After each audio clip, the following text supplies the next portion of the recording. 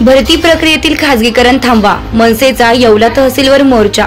महाराष्ट्र राज्यातील सर्व विभागातील शासकीय भरती प्रक्रिया खासगी संस्थेमार्फत न घेता एमपीएससी मार्फतच घेण्यात याव्यात व भरती प्रक्रिया शुल्क 100 ते 150 रुपये घेण्यात यावे। याबाबत या मागणीसाठी महाराष्ट्र नवनिर्माण विद्यार्थी सेनेच्या वतीने येवला तहसीलवर मोर्चा काढण्यात आला आहे।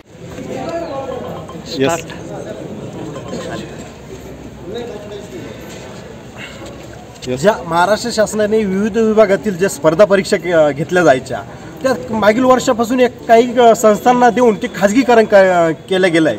त्या खाजगीकरणामुळे जो तलाठी असेल या ग्रामसेवक असेल याच्यामध्ये भरपूर प्रमाणात घोटाळा आलेला आहे। 200 पैकी मुलांना 213 असे मार्क पडत आहे। हा भ्रष्टाचार त्याच्यामुळे तयार झालेला आहे। तर जेणेकरून या स्पर्धा परीक्षा MPUPSC मार्फत घेण्यात यावा आणि त्याच्यामुळे तो हा घोटाळा थांबला जाईल ही आज विद्यार्थी सेनेची मागणी आहे।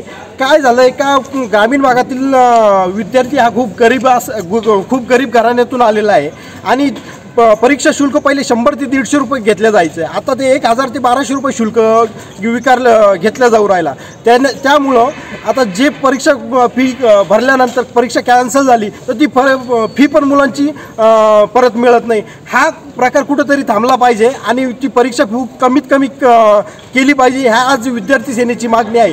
ही जर लवकरात लवकर मागणी सरकारने दखल घेतली नाही तर याचा पूर्ण महाराष्ट्रामध्ये विद्यार्थी सेनेतर्फे तीव्र आंदोलन केले जाईल, हा आज महाराष्ट्र नवनिर्माण सेनेचा इशारा आहे। काय बिंदास बोल। आज महाराष्ट्र नवनिर्माण विद्यार्थी सेनेच्या वतीने येवला तहसील येथे जो आपल्या विद्यार्थ्यांकडून जे जास्त फी आकारण्यात येत आहे या फी संदर्भात आम्ही महाराष्ट्र नवनिर्माण विद्यार्थी सेनेकडून येवला तहसीलला निवेदन देऊन येणाऱ्या काळात ही फी जर परत न भेटल्यास महाराष्ट्र नवनिर्माण सेना येवला तालुकासह महाराष्ट्रात मोठ्या प्रमाणात आंदोलन करील।